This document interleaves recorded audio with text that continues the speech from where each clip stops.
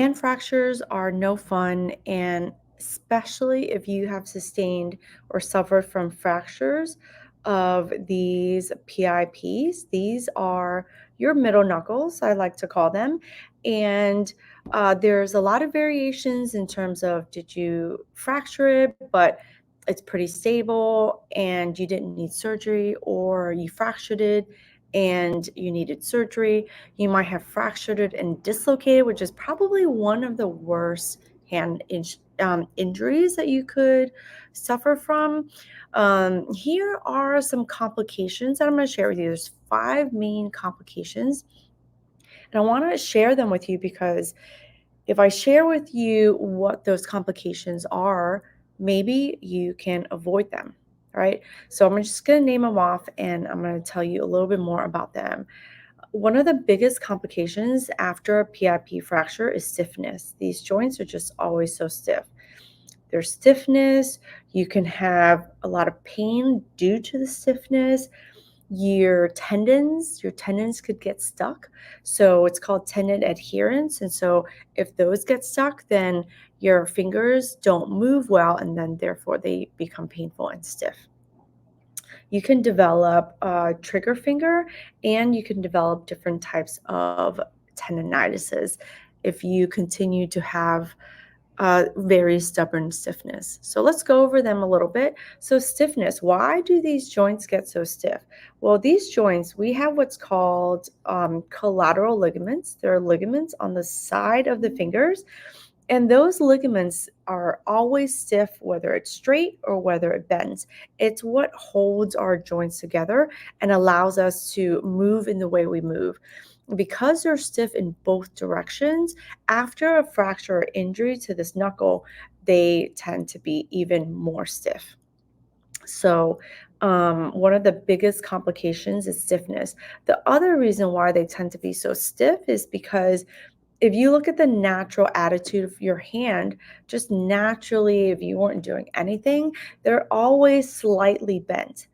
And each finger is more bent than the next, right? So this small finger tends to be a little bit more bent than, say, the index finger. But because they're slightly bent, they get stuck in that bent position. I've made another video.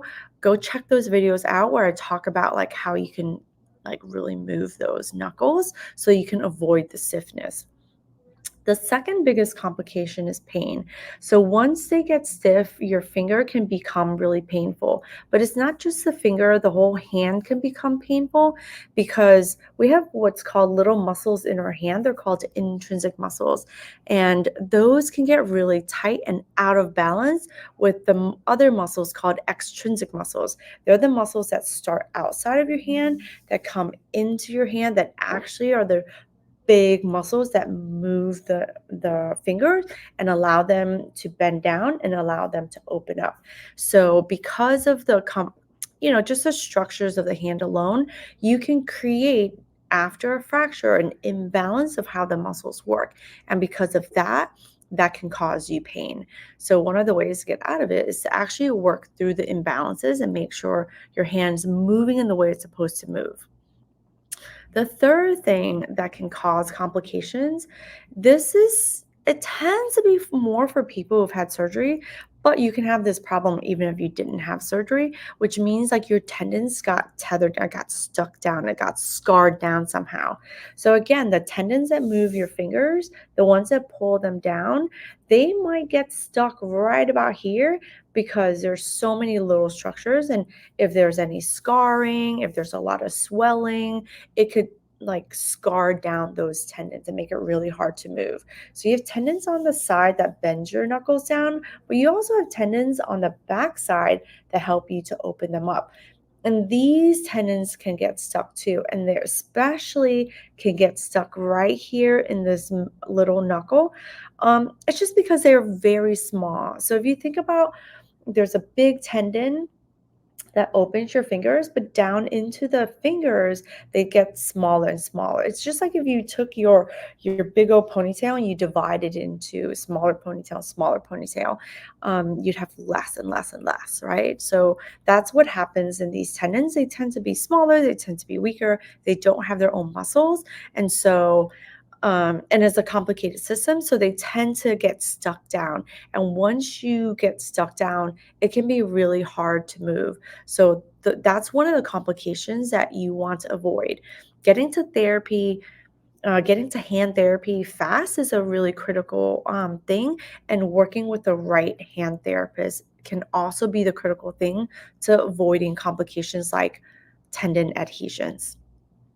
The fourth complication that I see after a PIP fracture are what's developed a trigger finger. Because you're trying so hard to make a fist and you're constantly working in this middle range, you can develop what's called a trigger finger. So, a trigger finger is essentially like your tendons are down here, and then we have what's called a pulley system, and it holds our tendons down. We have a pulley system here and here, and what happens is because of the injury, your tendons can get swollen. The whole area gets swollen, and you develop what's like a little like nodule basically on that tendon.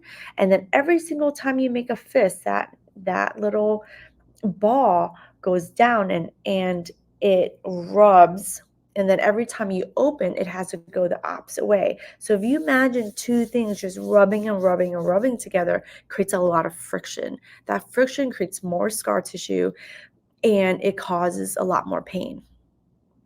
Right, so that is called a trigger finger. For some people, they can feel the clicking, they can feel like their finger gets stuck and then they have to like pull it up.